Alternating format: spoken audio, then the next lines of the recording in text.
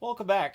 All right, so social media's all abuzz right now. Chris Tanev's rights traded to Toronto, and it looks like he's going to sign with Toronto on Monday. That's the expectation, anyways. The Leafs could be looking at a long-term extension, which means that he's 34 is trending currently, because Tanev's 34. One thing to keep in mind with Chris Tanev, and I love Tanev's game. He was fantastic for Dallas.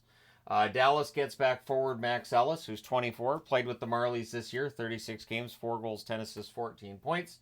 Dallas also gets a 2026 seventh round pick back. And that, I mean, for a player that is going to be an unrestricted free agent on Monday, I'm fine with that return. But Tanev has got a lot of miles on him. He plays through a lot of injuries. He is a player that you don't know when he's going to see his play fall off. It usually does happen with those physical shot blocking defensemen at some point. There's a lot of risk here for Toronto, who apparently, according to the rumor mill, they're also looking at Zadorov and Oliver Ekman-Larsson. So since Zadorov's cap hit he's looking at is supposed to be pretty high, we're talking $5.5 million or up. Toronto's going to revamp that blue line. The cost could be pretty high. And if Tanev gets a really long-term deal, yeah, we'll see how it all turns out. I admire the aggression being shown by Toronto right now. I'll be interested to see what they do on Monday in terms of free agents, whether or not they do get Zadorov, Ekman-Larsson, or maybe they go for both. I would think it's a one or the other situation, but you just never know. Ekman-Larsson coming off winning the Cup in Florida, of course, and Zadorov coming off of a pretty solid run with Vancouver, which, as I've said recently, it was a great run. It also is, it's a half a season with Vancouver, and I don't expect him to be able to go out there and score goals and have some of the offensive impact he was having in Vancouver, which was a welcome and a surprise. But again, we'll see how things go for Zadorov next season, and if that's in Toronto, how it goes there. One thing I wanted to mention about Logan Thompson in the trade video earlier, I vehemently apologize for not including it there. I will include it here. Logan Thompson was going to an autograph signing. It would have been completely understandable if, when he was traded, if he had said, I can't do the autograph signing. I would have been understandable if he was upset or whatever. But Logan Thompson went to the autograph signing and he signed. He did it.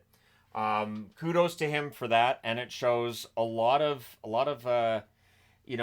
really strong character on his behalf. So Washington's getting themselves a really good guy here.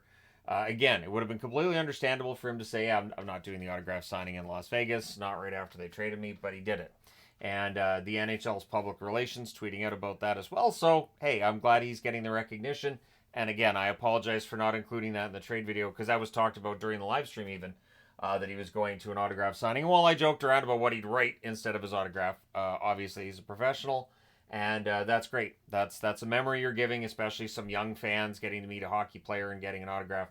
That's fantastic. So, yeah, I think that bodes well for Thompson. Buffalo is finally it. They were going back and forth on this. They are officially buying out Jeff Skinner. That's announced today. Kevin Adams saying they are. Now the cap savings for this season really substantial, $7,555,556. For next season, that cap saving drops because bonuses get paid out, and those bonuses can drop the amount. $4,555,556.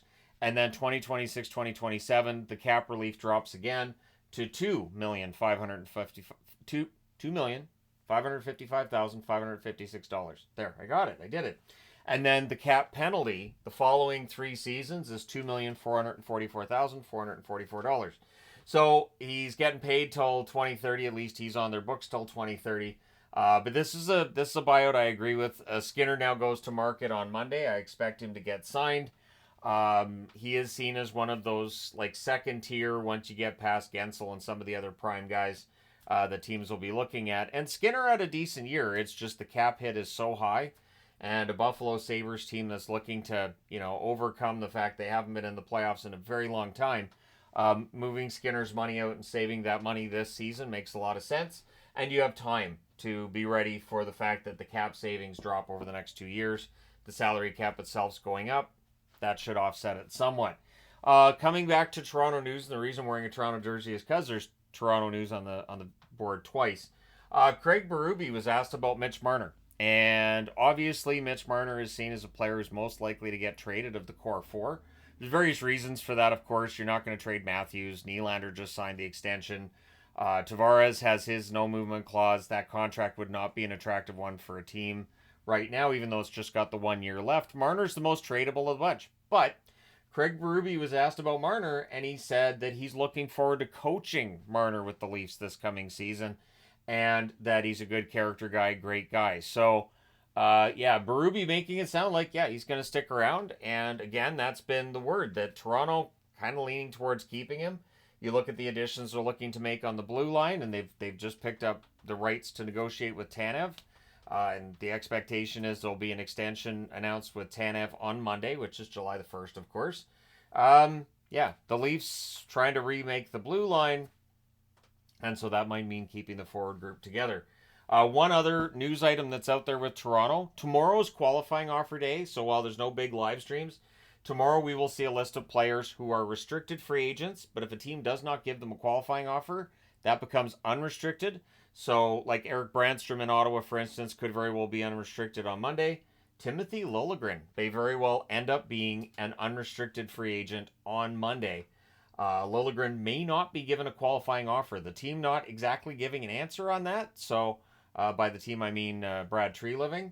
So, we'll see. If Liljegren's out there as a free agent, I'm just going to say straight out, if a team that I root for grabs Liljegren as a UFA on Monday, I'm going to be okay with that. I think Liljegren's got potential.